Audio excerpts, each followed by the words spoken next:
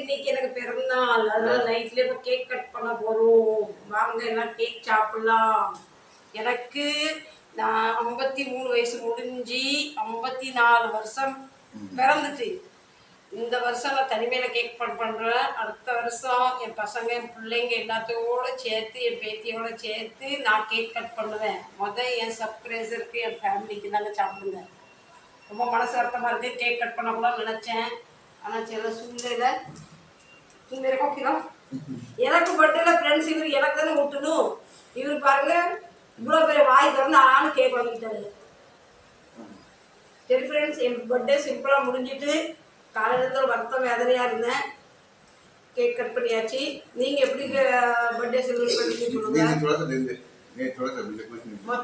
Friends, நான் எப்போவுமே என்னோடய பர்த்டே வந்து என்னோடய ஃபுல் ஃபேமிலியில் என்னோடய அக்கா எல்லாம் சேர்ந்து ரொம்ப விசேஷமாக கொண்டாடுவோம். ஆனால் அப்படி தனிமையில் கேக் கட் பண்ணுறது ரொம்ப மனசுக்கு வருத்தமாக இருக்குது. இன்றைக்கி நான் ரெண்டு பிள்ளைங்களும் நான் மிஸ் பண்ணிக்கிட்டு இருக்கேன். மெயினாக என் பேத்தி கேக் பார்த்தா உடனே வந்து happy birthday to you, happy birthday to யூன்னு ஒருத்தர் நக்குவா. Love you friends. சரி ஃப்ரெண்ட்ஸ், இந்த பதிவு முடிக்கிறேன். சச்சா பேபே லவ் யூ. நீங்கள் எப்படி பர்த்டே செலிப்ரேட் பண்ணீங்கன்னு சொல்லுங்கள். எனக்கு எல்லாம் விஷ் பண்ணதுக்கு தேங்க்யூ வெரி ஸோ மச். சச்சா பேபே லவ் யூ.